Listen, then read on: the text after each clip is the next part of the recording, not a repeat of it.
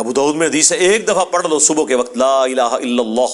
وحدہ لا شریک لہ لہ الملک ولہ الحمد وہو علی کل شیء قدیر، شام تک اللہ کے قلعے میں ہو، اللہ کی طرف سے شیاطین کے اگینسٹ قلعے میں ہو، شام کو پڑھ لو صبح تک قلعے میں۔ ابو داؤد ترمذی میں ہے کہ جو شخص صبح اور شام تین دفعہ آخری 3 سورتیں پڑھ لیتا ہے ہر چیز سے اسے کفایت کر جائے گی۔ بخاری مسلم میں حدیث ہے جو رات کو سونے سے پہلے سورۃ البقرہ کی آخری 2 آیات ایک دفعہ بس پڑھ لے، جو کچھ مانگا مل جائے گا اور ہر چیز سے اسے کافی ہو جائے گی۔ مسلم شریف میں حدیث ہے کہ سبحان اللہ والحمد للہ ولا الہ الا اللہ واللہ اکبر پڑھنا، رسول اللہ فرماتے ہیں مجھے ہر اس چیز سے بڑھ کر محبوب ہے جس پہ سورج طلوع ہوتا ہے، دنیا اور دنیا کی ہر چیز سے بڑھ کر یہ پسندیدہ ترین کلمات ہیں جو ہم فرض نماز کے بعد بھی پڑھتے ہیں۔ تو یہ اللہ تعالیٰ کے کلمات ہیں، ان کے ذریعے اللہ کی طرف متوجہ ہوں، اللہ تعالیٰ دعا قبول کرتے ہیں۔ وہ ترمذی میں حدیث ہے ایک شخص آیا، اس نے نماز پڑھی پھر تیزی سے دعا شروع کر دی، آپ نے فرمایا سائل نے جلدی کی۔ ایک دوسرا شخص آیا، اس نے پہلے اللہ کی حمد بیان کی، پھر دروشی پڑھا، پھر دعا مانگی، فرمایا سل تعطا سل تعطا، مانگ تجھے دیا جائے گا، مانگ تجھے دیا جائے گا۔ اور نماز میں بھی پروٹوکول آپ دیکھیں کیا ہے، پہلے اللہ کی حمد بیان ہوتی ہے، التحیات للہ والصلوات والطیبات، پھر درود شریف، اور اینڈ پہ جا کے دعائیں آتی ہیں۔ دعا کا پروٹوکول ہے اللہ کی تعریف اور اس کے بعد درود شریف اور پھر دعا، اس کے بغیر دعا قبول نہیں ہوتی۔ اور جس نے تیزی سے دعا کی تھی نا، ترمذی میں حدیث ہے، پھر حضور نے اسے بلایا اور سمجھایا کہ پہلے اللہ کی حمد بیان کرو، پھر مجھ پر درود شریف پڑھو، پھر اللہ کی طرف متوجہ ہو، اللہ دعا قبول کرے گا۔ کسی مزار پہ جانے کی ضرورت نہیں میرے بھائی، گھر بیٹھے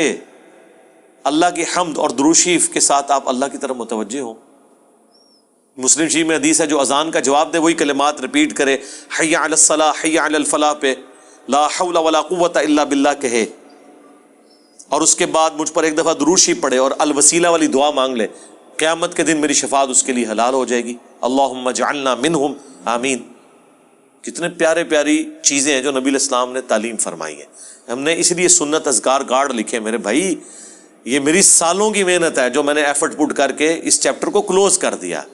green card, blue card, orange card, میں بالکل خبطیوں کی طرح 2008 سے لے کے سمجھ لیں 2010 تک میں نے کوئی حدیث کی کتاب کا چیپٹر نہیں چھوڑا جس میں میں اللہ کے نبی کے وظائف کو تلاش نہ کروں صلی اللہ علیہ وآلہ وسلم، پھر حدیثوں کی صحت کے پیچھے، پھر جتنے علماء نے اذکار کی کتابیں لکھی وہ، پھر اذکار کارڈ جو چھپے تھے، اس کے بعد میں نے ایک انٹلیکچوئل ترتیب کے ساتھ یہ اذکار کارڈ لکھے، آخرت کا بلو کارڈ اور گرین کارڈ، ہماری ویب سائٹ پہ رکھے ہیں، ڈاؤن لوڈ کریں تو اس کو پڑھیں، ان کے ترجمے بھی ساتھ لکھیں تاکہ آپ کو سوز و گداز فیل ہو۔ صرف عربی پڑھنے سے تو نہیں آپ کو پتہ چلے گا اگر آپ کو پتہ ہی نہ ہو کہ اس کا مطلب کیا ہے۔ حسبنا اللہ و نعم الوکیل، بخاری کی حدیث ہے، ابن عباس کہتے ہیں کہ تمہارے جد امجد ابراہیم کو جب آگ میں پھینکنے لگے تھے تو وہ پکار اٹھے تھے حسبنا اللہ و نعم الوکیل، اور تمہارے نبی پہ بھی جب مصیبت آتی تھی وہ کہتے تھے حسبنا اللہ و نعم الوکیل۔ اور اس کا ذکر تو قرآن میں ہے سورہ آل عمران کے اندر کہ جب اہل ایمان کو خبر پہنچی کہ کافر ان کے خلاف سازشیں کر رہے ہیں تو اہل ایمان پکار اٹھے حسبنا اللہ و نعم الوکیل، ہم نے اللہ ہی پر بھروسہ کیا، وہی بہتر کارساز ہے۔ اب یہ جب آپ کا کنسیپٹ ہوگا تو یہ اللہ کے صفاتی ناموں کے ساتھ آپ متوجہ ہو رہے ہیں۔ باقی تو اللہ کے کلمات تو ختم ہی نہیں ہونے، سورہ لقمان میں، سورہ بنی اسرائیل، سورۃ الکہف میں اللہ تعالیٰ کیا فرما رہا ہے کہ اگر زمین سارے کے سارے درخت جو ہیں کلمے بن جائیں اور سمندر سیاہی بن جائیں اور 7 سمندر اور بھی ساتھ مل جائیں، اللہ کے کلمات نہیں ختم ہوں گے۔ سبحان اللہ و بحمدہ عدد خلقہ ورضا نفسہ وزنۃ عرشہ ومداد کلماتہ۔ بخاری میں حدیث ہے اللہ تعالیٰ کے 99 نام ہیں، جو ان کو لے لے گا تو اس پہ جنت واجب ہو جائے گی۔ لینے سے مراد یہ نہیں ہے کہ وہ ان کی صرف تسبیح کھینچتا رہے گا، مراد یہ کہ وہ اللہ تعالیٰ کو سیریس لے گا، ٹھیک ہے۔ اور لوگ وہ خالی نام پڑھ رہے ہوتے ہیں، کہتے ہیں بس جنت ہوگی، نماز پڑھنے کی لوڑ ہی کوئی نہیں۔ بھائی اگر یہ سنن نسائی الکبریٰ میں حدیث ہے نا کہ جو آیت الکرسی فرض نماز کے فوراً بعد پڑھتا ہے مرتے ہی جنت میں داخل ہوگا، جنت اور اس کے درمیان صرف موت کا وقفہ ہے، تو اس کے لیے نماز بھی پڑھنی پڑے گی۔ صرف آیت الکرسی پڑھنے سے کچھ نہیں ہونا۔ تو یہ اللہ تعالیٰ ہمارا کہ تمام اچھے نام اللہ کے لیے، ان کو اس کے ناموں کے ساتھ پکارو۔ سورۃ الحشر کی آخری 3 آیات پھر احادیث میں بھی آئے ہیں، سنن ابی داؤد میں حدیث، ترمذی میں، کہ جو شخص ان کلمات کے ساتھ متوجہ ہوتا ہے، اللہم انی اسألک بانک انت اللہ